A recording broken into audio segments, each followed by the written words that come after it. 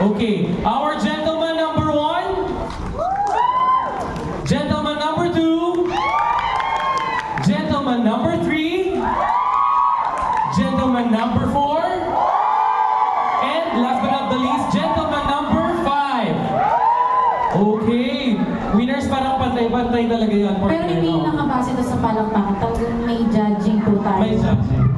So, may we call on here on stage our lovely Miss Maluzi Alvarez, the very fashionista, to announce the winners. Palakpakan po natin si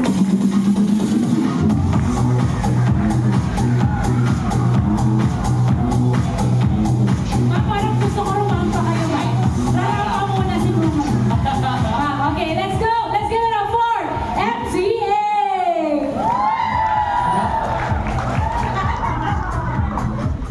Music, please! As the judge, ayaw po na rin. Ako makapaganito ni boss. Okay, ready, ma'am?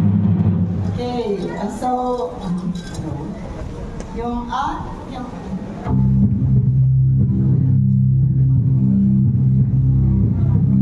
this is Rosemary's. Hello, winners. Hello. Okay, the winners category are based on number 1, confidence. Number 2, how they walk. And number 3, the uniqueness of the clothes they wear on stage. So how they carry themselves.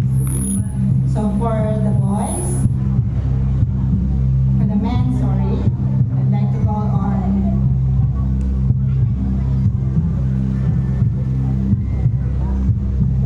Edmond Revares. Congratulations! Okay, please stay there in front.